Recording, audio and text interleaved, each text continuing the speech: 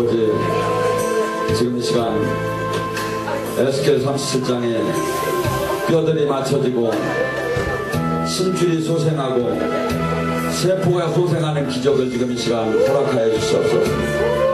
지금 이 시간 말라기 4장 2절에 당신을 경외하는 자에게 허락하시는 치유의 광선을 당신의 자녀들에게 비춰주시옵소서. 지금 이 시간 비춰주시옵소서. 머리에 비춰주시옵소서. 머리에 지금 치유의 광선을 비춰주시옵소서. 머리와 목과 양 어깨에 치유의 광선을 비춰주시옵소서. 뼈들을 맞춰 들어갈지어다. 뼈들을 맞춰 들어갈지어다. 머리, 목, 어깨, 긴 팔을 짧아주고 짧은 팔을 길어주고 맞춰 들어가. 뼈들을 맞춰 들어갈지어다. 예수님 이름으로 선포한다. 아버지, 머리와 목과 양 어깨와 두 팔과 등뼈에 치유의 광선을 비춰주셔서 등뼈 맞춰 들어가. 디스코는 떠나시어다. 등뼈 맞춰 들어가.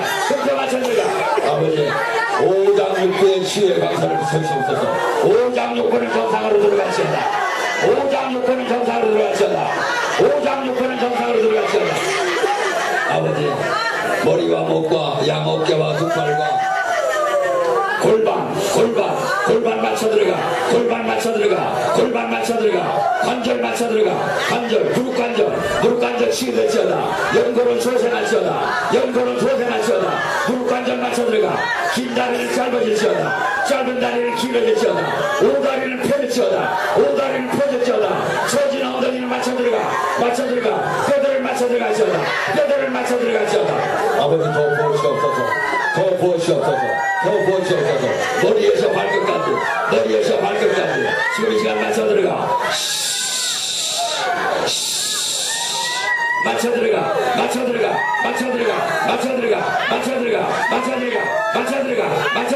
맞춰 들어갈지어다. 뼈들을 맞춰 들어갈지어다. 심줄은 소생할지어다. 세포는 소생할지어다. 예수님과 대해 선포한다.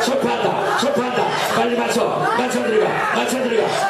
말씀은 출애굽기 1장 8절에서 22절입니다. 한 절씩 봉독하시겠습니다. 요셉을 알지 못하는 새 왕이 일어나 애굽을 다스리더니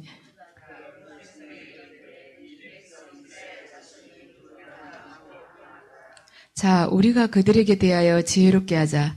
두렵건대 그들이 더 많게 되면 전쟁이 일어날 때 우리 대적과 합하여 우리와 싸우고 이 땅에서 나갈까 하노라 하고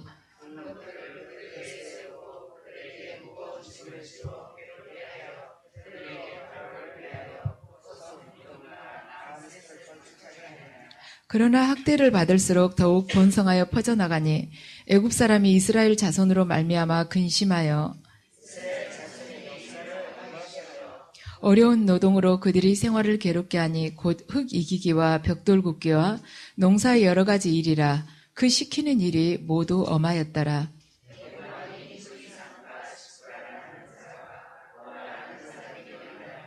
이르되 너희는 히브리 여인을 위하여 해산을 도울 때 그 자리를 살펴서 아들이거든 그를 죽이고 딸이거든 살려두라.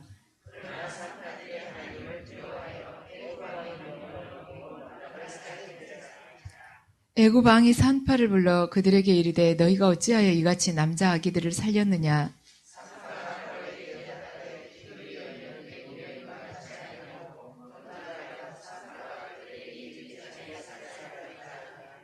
하나님이 그 산파들에게 은혜를 베푸시니 그 백성은 번성하고 매우 강해지니라.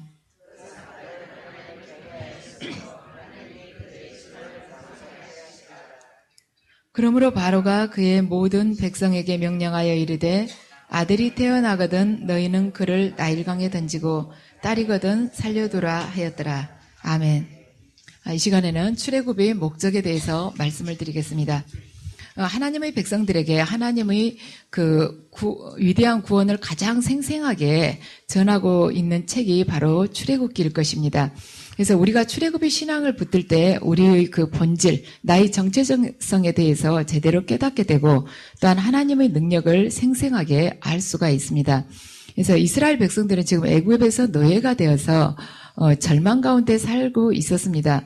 그런데 그 노예가 되어서 살아가고 있는 것도 힘든데 지금 이스라엘 백성들이 숫자가 기하급수적으로 불어나니까 바로가 거기에다가 또한 더 힘들게 말하자면 노동을 가중을 시키고 있습니다.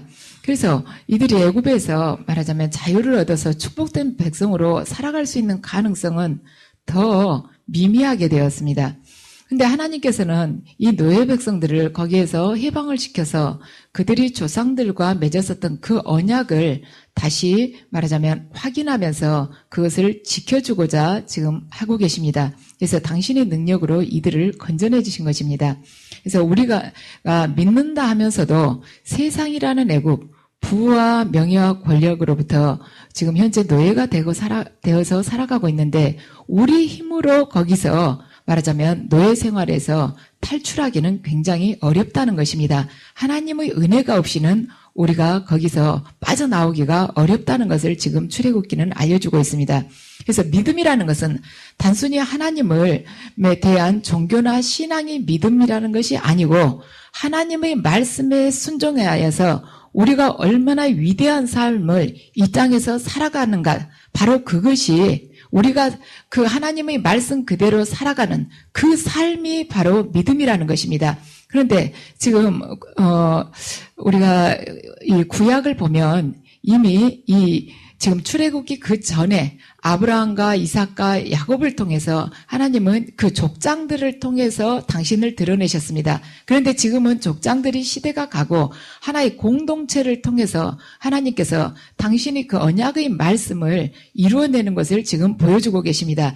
그래서 이 공동체를 통해서 구원이라는 것이 어떻게 이루어져 가고 있는가, 그걸 지금 이 출애굽기를 통해서 당신께서 보여주고 계십니다. 그래서 이 민족이 그 압제하, 바로의 그 압제하에서 어떻게 해방을 하며 하나님의 능력으로 그 광야길을 어떻게 이겨내면서 걸어올 수가 있으며, 또한 그 광야에서 하나님과 이 이스라엘 백성과 어떠한 관계가 맺어지면서 결국에는 그들이 가나안에 입성하게 되는가, 그걸 보여준 것이 바로 출애굽기입니다. 그래서 하나님께서는 이 애굽에서 잘 살고 있는 이들에게 그냥 그들에게 애굽으로부터 탈출을 하라고 하면 안 나오죠. 그래서 그들을 어떻게 할 것인가, 지금 그것부터 지금 1장에서 어떻게 해서 그들이 애굽에서 탈출하는가를 할 수 있는 그 계기를 지금 1장에서 보여주고 있는 것입니다. 그런데 이들이 어떻게 해서 애굽에 들어갔는가, 그냥 또 애굽에 들어가지지가 않죠. 가나안 땅에서 지금 애굽으로 들어갔는데 그 애굽으로 하나님께서 몰아넣으시기 위해서 지금 흉년이라는 그러한 기근을 사용해서 이스라엘 자손을 애굽으로 불러들이고 계십니다. 그래서 출애굽기는 하나님 구원의 기록이며 하나님 나라가 어떻게 시작되는가를 지금 보여주고 있습니다. 그래서 하나님 나라는 거창하게 시작되는 것이 아니라 아주 소수인 70인으로 시작이 됐습니다. 출애굽기 1장 5절을 보면 야곱의 허리에서 나온 사람이 모두 70이요 요셉은 애굽에 있었더라. 지금 요셉만 애굽에 있었다는 것입니다. 그리고 나머지는 70명은 애굽에 없었다는 것이에요. 그러면은 이 70명이 어디서 나타났는가? 이들은 가나안 땅에서 떠돌아다니고 있습니다. 그런데 가나안 땅에 떠돌아다닌 사람이 이 70명만이 아니라 다른 사람도 많이 있었을 텐데 이들이 다른 사람하고는 틀렸다는 거예요. 뭐에서 달랐느냐?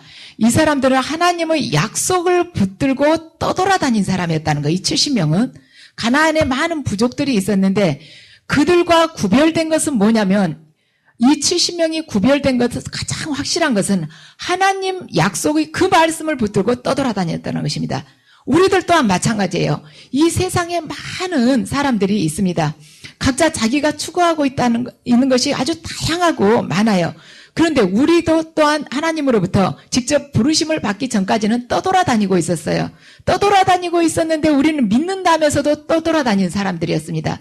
그런데 뭐가 다른가? 하나님 약속의 그 말씀을 붙들고 우리도 떠돌아다닌 사람들이었습니다. 근데 그 우리를 하나님께서 당신께서 정하신 그 시점에 우리를 강권적으로 불러내신 것입니다. 그래서 하나님의 약속은 우리들을 거기서 불러내서 하나의 그 새 예루살렘이라는 당신의 나라의 그 도성의 시민이 되게끔 하신다는 것입니다.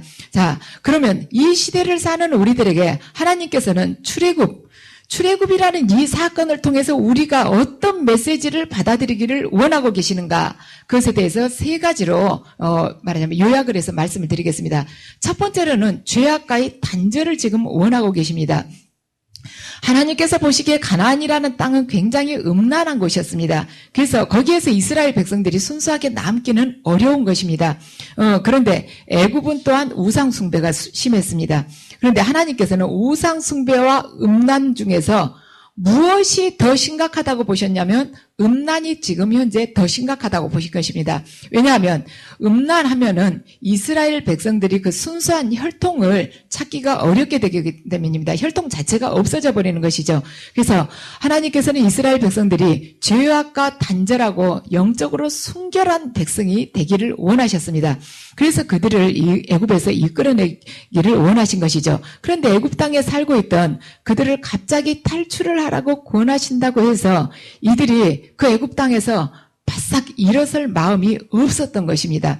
그래서 하나님께서는 바로를 완악하게 하고 또한 그들을 핍박하고 그들에게 고통을 주어서 그들이 도저히 이 바로의 압제에서는 내가 살 수가 없다.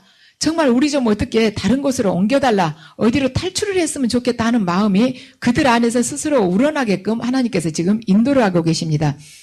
이 당시에 애굽은 가장 비옥하고 문명화된 곳이었습니다. 그런데 누가 하나님 말씀만 듣고 하나님 말씀만 그냥 귀로 듣고 그 기름진 땅에서 나오려고 하겠습니까? 그 기름진 땅에서 나와서 아무것도 없는 허벌판으로 광야로 갈 사람은 아무도 없습니다. 그렇지만 애굽 왕과 그 백성들이 이 철저하게 이스라엘 백성들을 박해를 하기 때문에 이들이 애굽에서 분리될 수가 있었습니다. 우리가 이 세상에서 낭패를 당하고 실망을 할 때 결국에는 이 세상에 대해서 환멸을 느끼게 됩니다. 그래서 이 세상에서 두 손을 들고 나오게 되는 것입니다. 만일 이 세상이 정말로 좋다면 무엇 때문에 우리가 하나님 앞에 나오겠습니까? 그래서 하나님께서는 지금 이 출애굽을 보면은 지독한 바로를 사용을 해서 지금 이스라엘 백성들이 애굽에서는 나는 도저히 살 수가 없겠구나 하는 것을 깨닫고 하나님 앞으로 나오도록 지금 유도를 하고 계십니다. 우리에게 말하자면 바로란 병마일 수도 있고 내가 사업에 실패했을 수도 있고 또한 실직일 수도 있고 내 자녀로 인한 문제일 수도 있습니다. 그리고 내 배우자가 하는 일마다 다 막혀가지고 도저히 올 데 갈 데 없는 그러한 궁지의 몰림이 바로 바로의 압제일 수도 있습니다. 우리가 그것이 없다면 뭐하러 기름지고 비옥한 이 현실 속에서 거기서 나와서 그 하나님 말씀이라는 그 칼날같이 무서운 들어가면 들어갈수록 두렵고 불순종하기가 어려운 그 말씀 앞에 설 수가 있겠습니까? 그렇지만 우리가 그 숨막힐 듯한 그 환경 안에서 우리가 도저히 내 힘으로는 할 수 없으니까 두 손을 쳐들고 하나님 앞에 나오지 않습니까? 우리 중에 그 어느 누구도 아무 일도 없이 평강하고 행복한데 하나님 말씀을 섬기기 위해서 이 세상 것 다 내려놓고 하나님 앞에 나올 사람은 없습니다. 내가 모든 것이 충족됐어요. 세상 사람들 다 나를 부러워하고 있습니다. 밖에 나가면 다 나를 존경하고 나에게 찬사를 보내고 있습니다. 그런데 내가 어느 날 느닷없이 하나님 말씀 너무 사모한다고 그러면서 하나님 앞에 나오는 사람 간혹 있을 수 있습니다. 그걸 붙들고 그대로 나올 사람은 있지만 세상 욕심 다 내려놓고 너가 지금까지 취했던 것 전부 다 포기하고 나오라고 하면은 나올 사람 하나도 없습니다. 그래서 우리가 세상에 재미를 붙여가지는 걸 절대 하나님 앞에 무릎 꿇기가 불가능하다는 것입니다. 하나님이 우리를 이 속속들이를 얼마나 잘 알고 계십니까? 우리가 세상 속에서 모든 것이 충족됐을 때 그때 성경 말씀을 가르치면 그게 귀에 들어오겠습니까? 그게 얼마나 듣기가 싫고 귀찮겠습니까?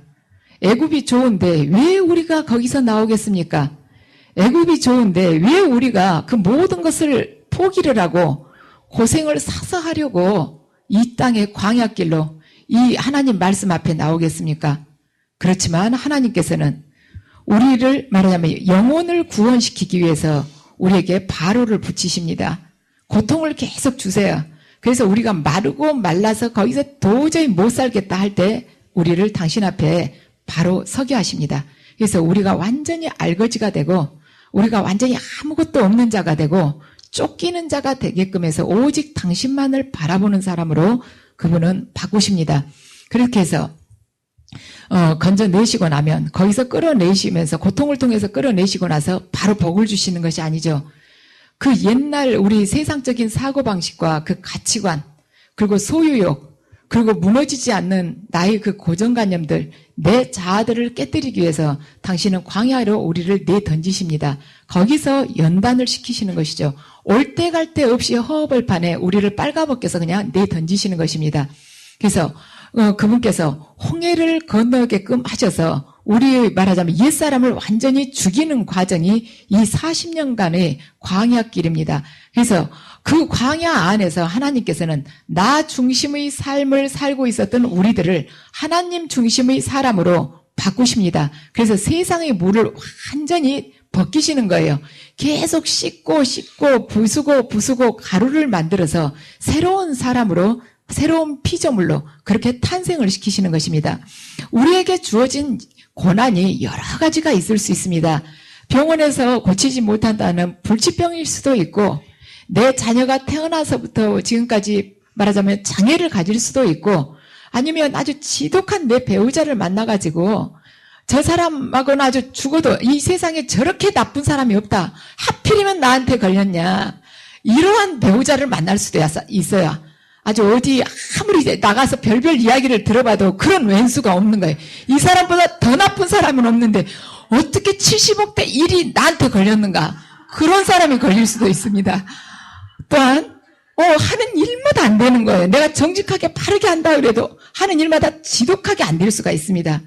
그리고 학교 다닐 때 나보다 공부도 지질이 못한 애가 결혼해서는 이상하게 신랑을 잘 만나고 지금 맘대로 남편을 쥐고 흔드는 사람, 기도도 안 하는데 잘 되는 사람, 그런 사람이 있는데 나는 정말 남편을 잘 섬기고 시댁에다도 남편이 30만 원만 내자 할 때 내가 50만 원씩 내는데도 죽으라고 안 되는 경우 있어요.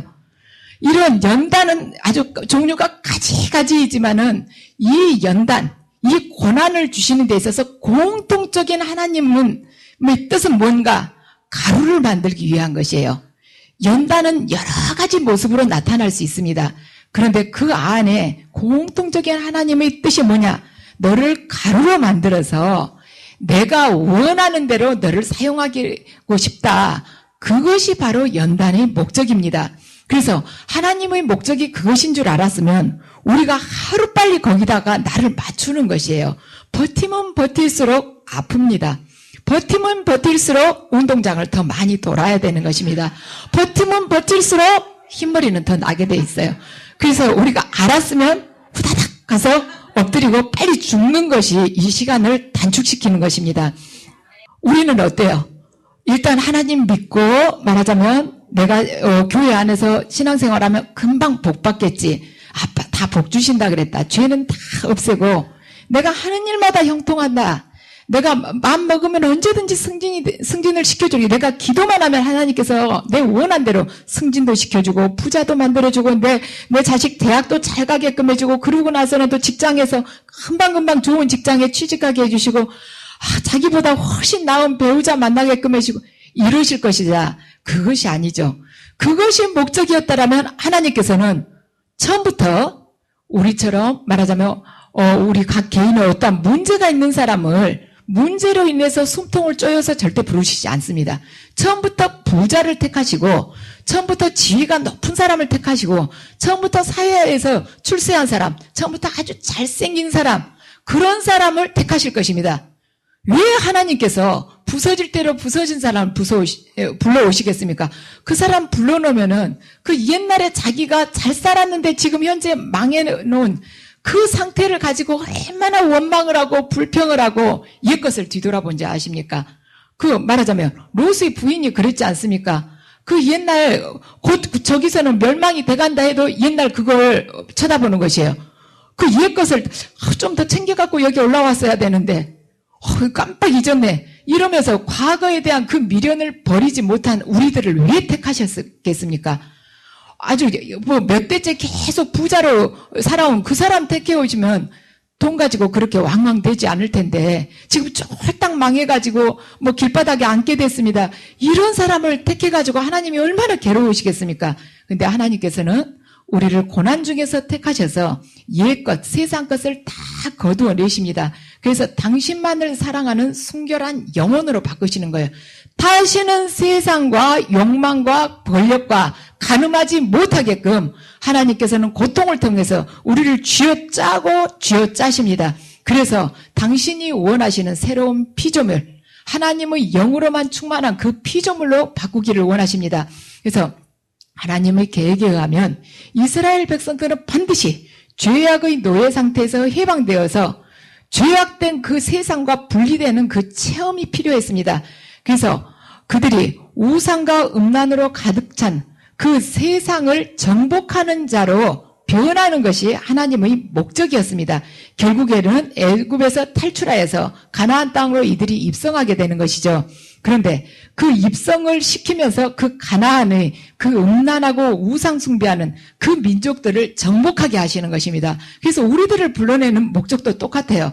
우리들을 하나님께서는 애굽이라는 이 풍족한 세상, 기름진 땅에서 불러내어서 당신이 말하자면 형상을 닮은 말하자면 그런 품성을 갖춘 변화된 사람으로 이 광야길을 통해서 바꾸십니다.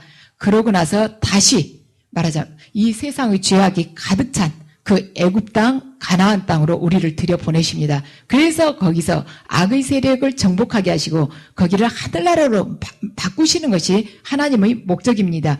그래서 하나님께서는 우리들을 통해서 영적인 가나안을 건설하는 것이 당신의 뜻이십니다.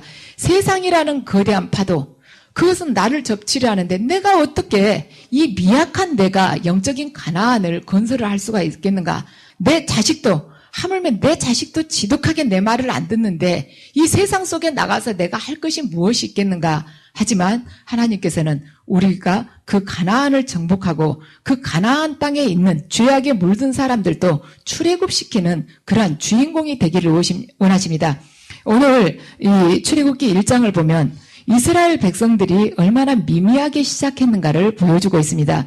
그들이 그 미미한 백성들 70명으로 시작했던 그 이스라엘 백성들이 애굽에서 아주 지독한 압제를 받으면서 그 절망 가운데서 지금 말하자면 거기서 탈출하기를 원하고 있죠.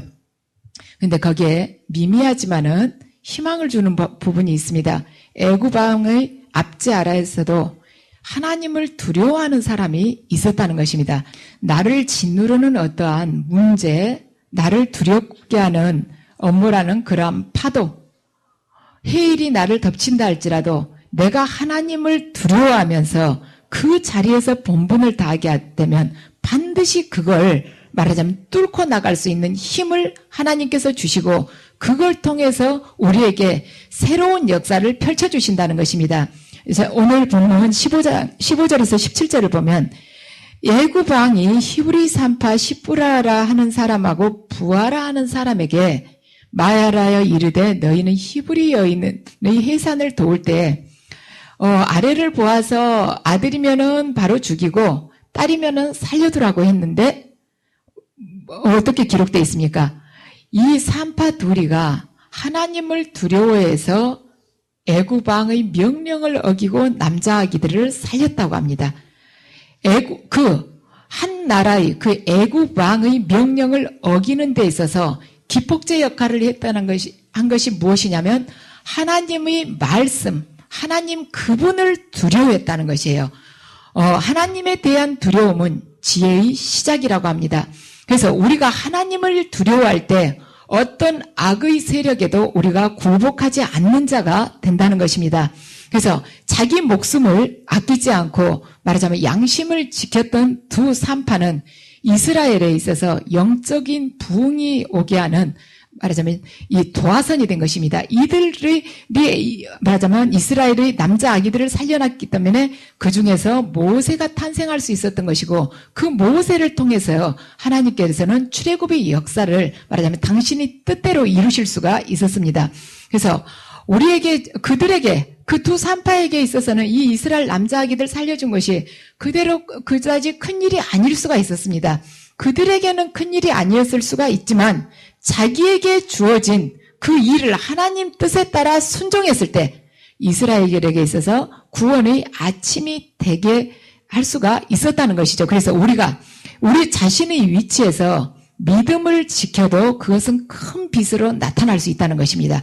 이들은 자기들이 남자아기를 살려놨지만 그 안에서 모세가 살아나서 모세가 죽지 않고 살아나서 이스라엘을 이렇게 말하자면 구원을 할 수 있는 그런 부흥의 계기를 마련하리라고는 꿈에도 상상도 못했어요.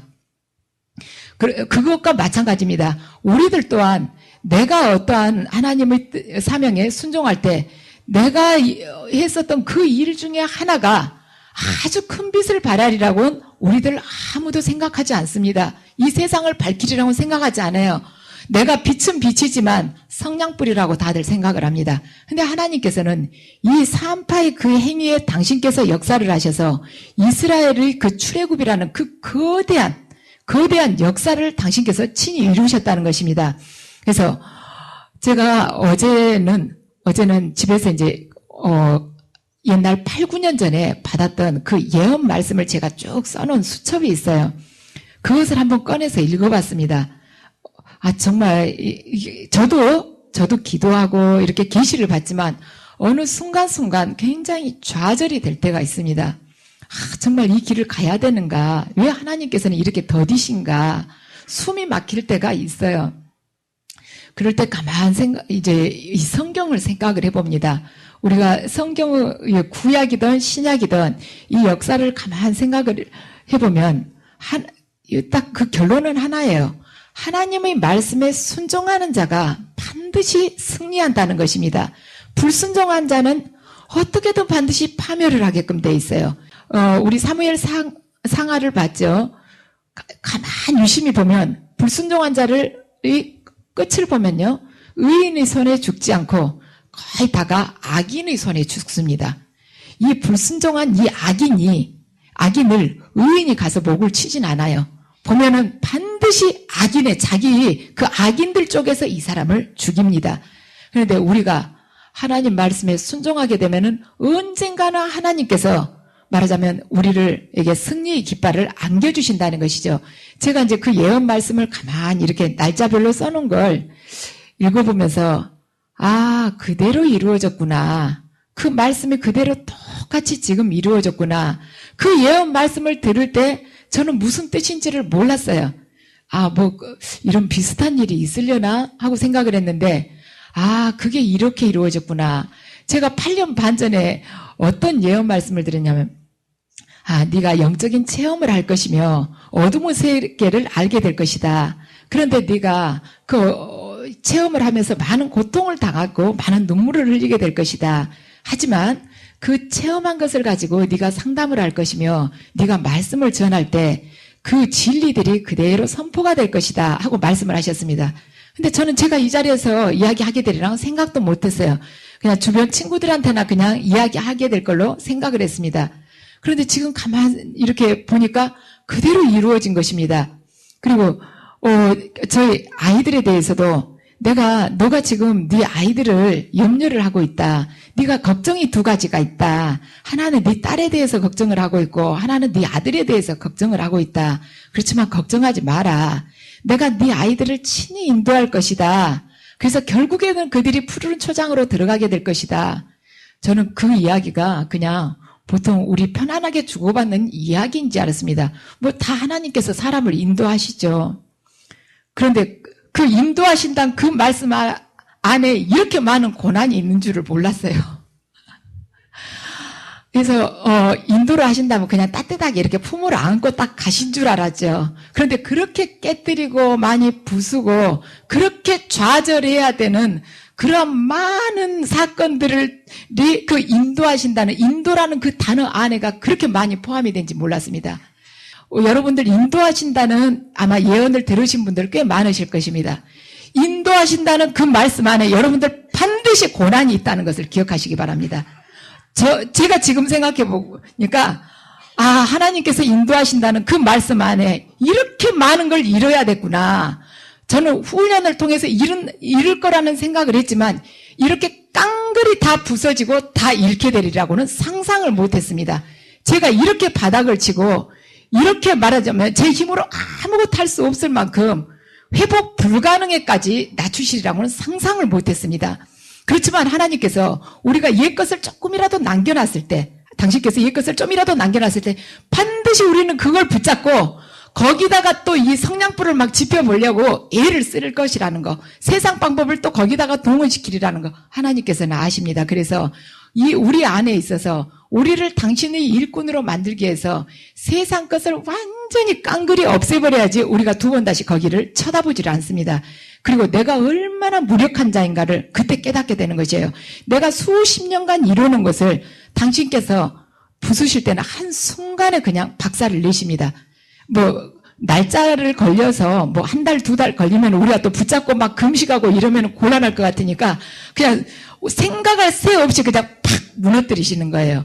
그래서 우리를 새로운 피조물로 무너뜨리시면서 이 광야길을 인도하시는 것입니다.